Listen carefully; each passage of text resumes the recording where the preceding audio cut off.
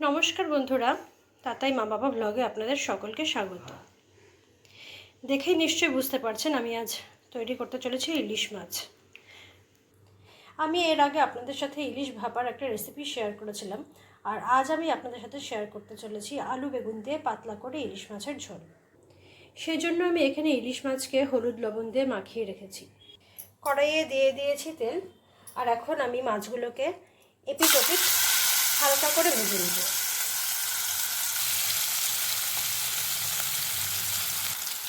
একটা পাশ হালকা করে ভেজে নিয়েছি, এখন পাশ উল্টে দেবো। দুটো পাশই আমার ভাজা হয়ে গিয়েছে, এখন আমি তুলে রেখে দেবো একটি পাত্রে।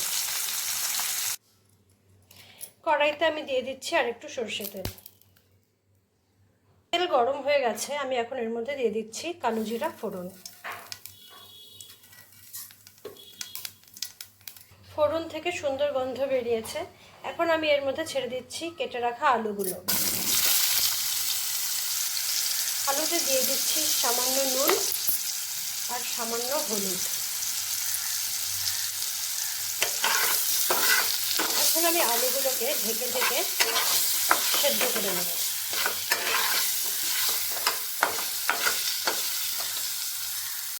আলুগুলো মোটামুটি সেদ্ধ হয়ে গিয়েছে, এখন আমি এর মধ্যে আগে থেকে কেটে রাখা বেগুনগুলোকে ছেড়ে দিচ্ছি।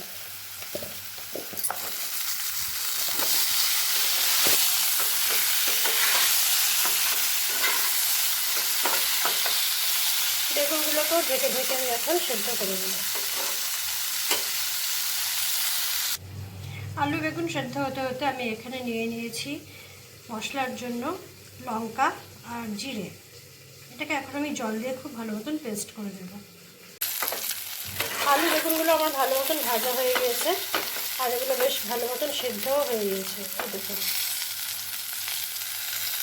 এখন আমি এর মধ্যে বেটে রাখা মশলাটা দিয়ে দিচ্ছি। সাথে দিয়ে দিচ্ছি হলুদের গুঁড়ো আর কাশ্মীরি লঙ্কার গুঁড়ো। আপনারা চাইলে কাশ্মীরি লঙ্কার গুঁড়োর বদলে লাল লঙ্কার গুঁড়ো ব্যবহার করতে পারেন।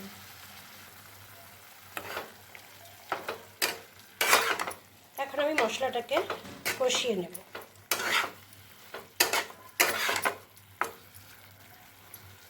মশলা কষে গিয়েছে, এখন আমি এর মধ্যে জল দিয়ে দিচ্ছি।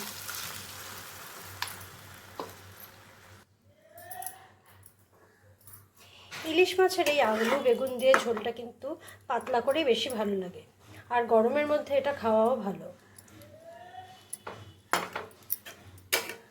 ঝোল ফুটে উঠেছে, তাই আমি এখন এর মধ্যে দিয়ে দিচ্ছি সামান্য নুন, কারণ আমি নুন এর আগেও কিন্তু ব্যবহার করেছিলাম।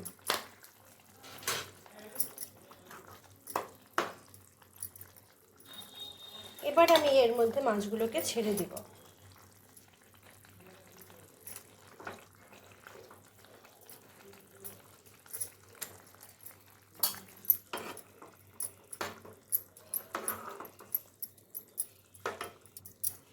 এবার আমি মাছটাকে ঢেকে একটু সেদ্ধ করে নেব, তারপরে আবার আসবো আপনাদের সামনে।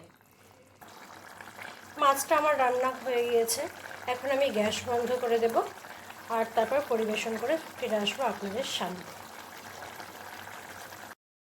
আলু বেগুন দিয়ে পাতলা করে ইলিশ মাছের ঝোল আমার তৈরি করা হয়ে গিয়েছে, আর আমি আপনাদের সামনে সেটা নিয়ে হাজিরও হয়েছি। এটা কিন্তু গরম ভাতের সাথে খেতে অসাধারণ লাগে। আপনারাও বাড়িতে একবার ট্রাই করে দেখুন, আশা করি আপনাদেরও ভীষণ ভালো লাগবে। আর ভালো লাগলে আমার চ্যানেলটিকে সাবস্ক্রাইব করে অবশ্যই কিন্তু আমার পাশে থাকবেন। আজকের মতন আমি আমার ভিডিওটি এখানেই শেষ করছি। ধন্যবাদ।